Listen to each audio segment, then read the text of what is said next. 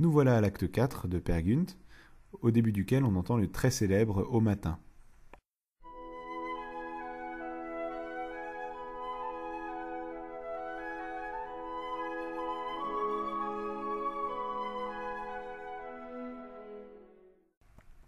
Mais il y a là quelque chose qui semble incohérent. En effet, le début de l'acte se passe non pas au matin, mais le soir. Ibsen le précise, on va vers le coucher du soleil. Voilà qui est bien étrange. Pourquoi Grieg n'a-t-il pas écrit un mouvement crépusculaire? Avançons dans l'histoire pour voir si quelque chose peut nous éclairer sur ce point. Au début de l'acte 4, on retrouve donc Peer Gynt, 20 ans plus tard, au Maroc où il a fait fortune. Il est maintenant un prospère marchand d'esclaves et il s'est entouré de flatteurs qui le considèrent comme un théoricien de la bonne vie, un incontournable gardien de l'éthique et un exemple moral, un comble pour un marchand d'esclaves. Mais à peine a-t-il le dos tourné que ses faux amis s'emparent de son bateau. Il reste seul et dénudé sur la côte atlantique et se retrouve condamné à poursuivre encore et toujours son errance. La nuit est tombée et Peer Gynt est monté en haut d'un palmier pour se protéger des bêtes sauvages.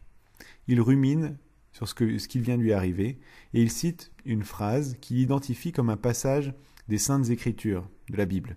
« Le matin ne ressemble pas au soir ». Il me semble que cette phrase provient du tout début du livre de la Genèse. Le premier jour, Dieu crée la lumière et distingue le jour et la nuit. Ainsi, le matin ne ressemble pas au soir. Pour Peer Gynt, cette phrase prend un tout autre sens que celui de la Bible. Le matin même, il était un riche marchand d'esclaves qui ambitionnait de conquérir le monde. Et le voilà, débraillé en haut d'un arbre et sans un sou à la nuit tombée. À mon avis, c'est là la raison d'être de la musique que Grieg écrit en introduction à l'acte 4. Cette musique évoque l'âge d'or de Peer Gynt, pour mieux faire ressortir le contraste avec la soirée qui vient. D'où le fait que le lever du jour marocain ne sonne pas très marocain. L'idée est plutôt de décrire l'ascension de Peer Gynt qui sera suivie d'une chute, comme le jour et la nuit. Par chance, Peer Gynt parvient à sortir de la misère. Il a trouvé le cheval, les habits et les bijoux d'un prince qu'un voleur avait dissimulé dans une grotte. On va donc le retrouver plus tard dans une oasis, dans son costume oriental, fumant une longue pipe sur des coussins. Il est devenu prophète et de jeunes filles dansent et chantent pour lui. Là encore, toute la musique de la danse arabe découle du texte. On entend d'abord le chœur des jeunes filles, puis l'une d'elles, Anitra, sort du chœur pour entonner son solo, puis le chœur revient. Logiquement, on a donc affaire à une forme en A, B, A. Le chœur, Anitra, le chœur. Le chœur commence par réclamer des flûtes et des tambours. Eh bien, Grieg va les lui donner dès l'introduction.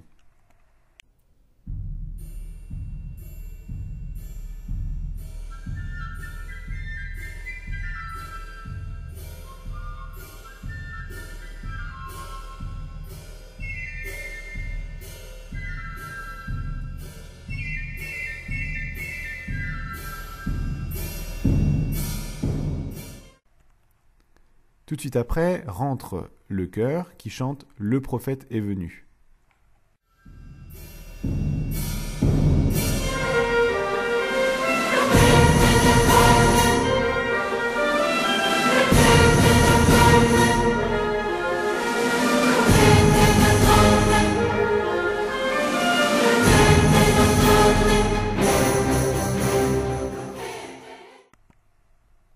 Regardez bien cette partition.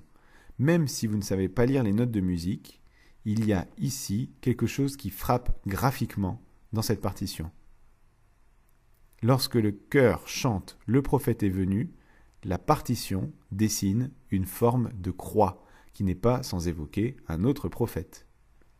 On pourrait croire à une simple coïncidence si on ne retrouvait pas ce dessin encore plus clairement vers la fin du mouvement, alors que le chœur répète « Le prophète est venu ». Il faut savoir que Grieg était très sceptique par rapport à tout ce qui touche aux religions organisées, au premier rang desquelles la plus pratiquée en Norvège, la religion chrétienne. Et même s'il éprouvait des idées liées à la transcendance, il rejetait le dogme. À la lumière de cela, on peut penser qu'avec cette figure cachée, Grieg souligne le ridicule de ces jeunes filles aveuglées par le dogme religieux qui leur fait voir en Peer Gynt un prophète. Bien, voilà pour les parties A et A', qui font entendre uniquement les deux thèmes qu'on vient de voir, c'est-à-dire celui des flûtes et des tambours et celui du prophète avec sa croix. Au centre, il y a la partie d'Anitra. C'est une partie contrastante. Alors que la partie A est assez rythmée et fait entendre des bois et des percussions, la partie d'Anitra est plus lyrique. Elle donne la part belle aux cordes, sauf en son centre où les timbres de la partie A reviennent, évoquant la danse. De telle sorte qu'au sein de cette partie, on a une distribution en ABA avec le chant, la danse et le chant à nouveau.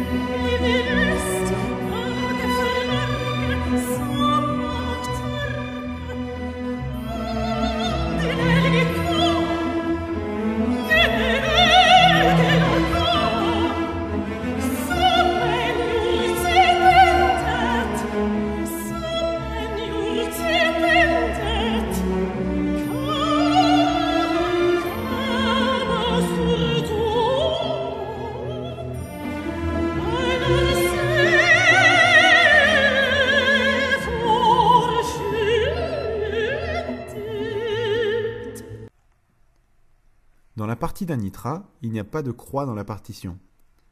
Et ça, c'est très étrange, parce qu'elle chante les louanges du prophète avec même plus de lyrisme que le reste du chœur.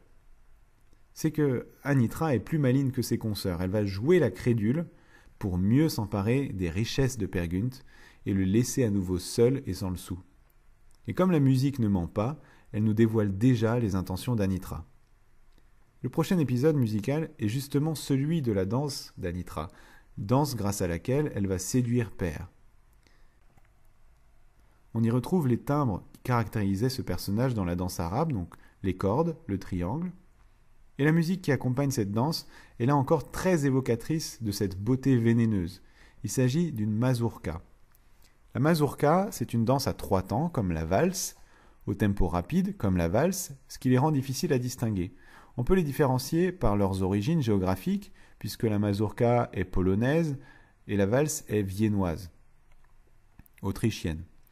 Musicalement, à part une connotation plus germanique pour la valse et plus slave pour la mazurka, il peut être difficile d'entendre la différence. Un moyen, la valse est plus circulaire, alors que la mazurka est plus anguleuse. Prenons un exemple. La valse en la mineur de Chopin.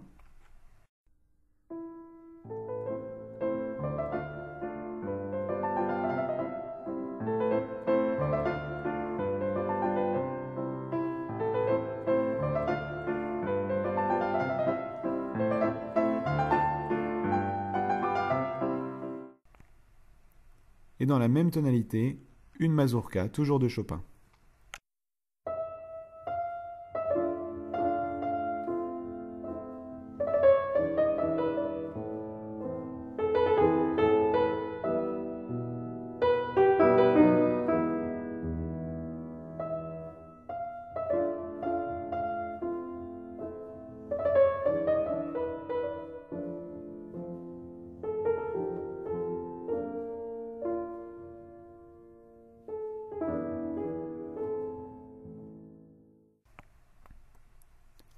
C'est donc une mazurka que danse Anitra. Elle est encadrée par 2 accords. Maintenant que la notion de dominante n'a plus de secret pour vous, nous allons pouvoir l'entendre à nouveau ici. Nous sommes en La mineur, la dominante est toujours l'accord du 5e degré, La, Si, Do, Ré, Mi. On entend donc au début un accord de Mi dominante de La mineur. Et puisque la dominante crée une tension qui a besoin d'être résolue, nous avons ici une résolution qui intervient à la toute fin avec l'accord de La mineur qui lui répond. Et en quelque sorte, ces deux accords nous font pénétrer dans la psychologie d'Anitra. L'accord de dominante nous dit « je vais danser pour le séduire » et l'accord final nous dit « ça y est, la séduction a opéré ». La forme de cette mazurka est la suivante. On a d'abord un A-B-A', puis Grieg répète B-A'. Et dans chaque partie, toujours dans l'idée de dépeindre l'âme d'Anitra à travers sa danse, Grieg va associer systématiquement un premier motif gracieux et un deuxième motif vénéneux. Le motif A1, premier motif de la première partie, est gracieux, avec ses grands intervalles et ses trilles, ses vibrations sur deux notes proches.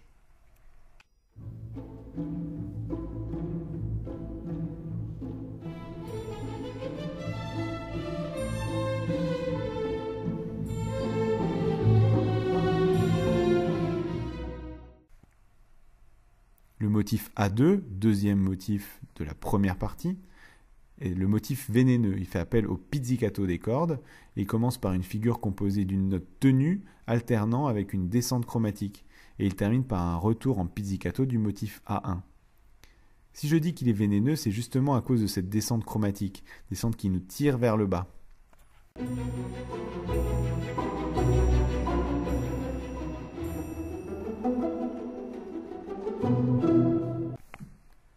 En fait, je pense que Grieg a écrit ici un équivalent musical à une phrase prononcée par Per Gynt à ce moment du drame. Il voit Anitra danser et se retrouve empli de désir. Il se justifie de ses penchants en citant un écrivain respecté. Das ewig Weibliche zieht uns an, ce qui signifie « l'éternel féminin nous attire ». L'écrivain respecté, c'est Goethe, et la phrase citée, c'est la toute dernière phrase de Faust. Seulement, Per Gynt se trompe dans sa citation et le « hinan » originel devient « an » dans sa bouche. Et une phrase qui, chantée par le chœur mystique de Faust, exprime la transcendance, l'éternel féminin nous tire vers les hauteurs, est déformée par Per Gynt pour devenir un vulgaire appel au sexe. D'où la ligne chromatique descendante. L'éternel féminin ne nous tire pas vers le haut, mais vers la satisfaction des plus bas instincts. Et on retrouve ce contraste entre motif gracieux et motif vénéneux dans la partie B. Écoutons le motif gracieux qui est ondulant, presque comme une valse.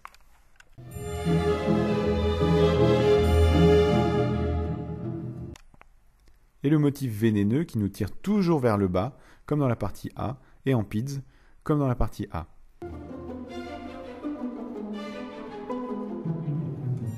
De plus, ici, Grieg nous fait entendre deux voix, celle d'Anitra dans l'aigu et celle de Per dans le grave, qui sont à l'unisson, unies par le même désir sexuel. Et les deux voix qui s'unissent, nous allons les entendre de plus en plus. Je les indique sur le tableau par A plus P, Anitra et Per. Ça fonctionne la plupart du temps en canon. Un instrument commence une phrase, un autre la répète avant que le premier n'ait terminé. Dernière précision, avant d'écouter le mouvement dans son ensemble, il y a dans la partie B une section que j'appelle développement de A1. On y entend le motif A1, mais par bribes et sur différentes tonalités.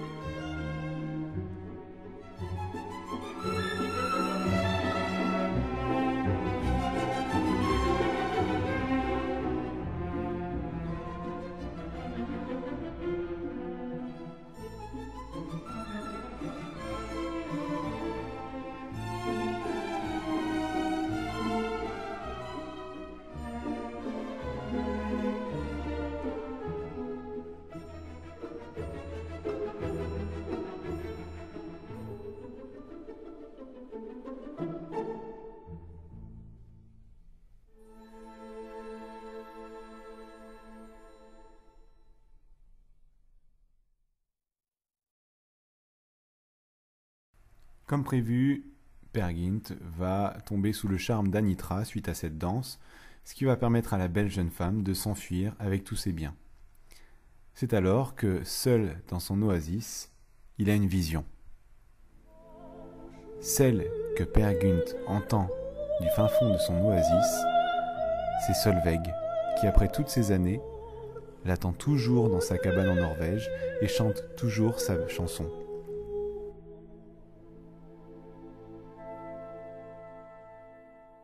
Après la vision de Solveig, Peer finit par échouer dans un asile égyptien au Caire, où il devient empereur des fous. C'est la consécration pour lui. Lui qui a toujours voulu être roi ou empereur, ça y est, il est empereur. Empereur des fous certes, mais empereur quand même. Nous voilà arrivés au 5e et dernier acte, où Peer va devenir un vieil homme à la barbe grise. Mais ça, c'est pour la prochaine vidéo.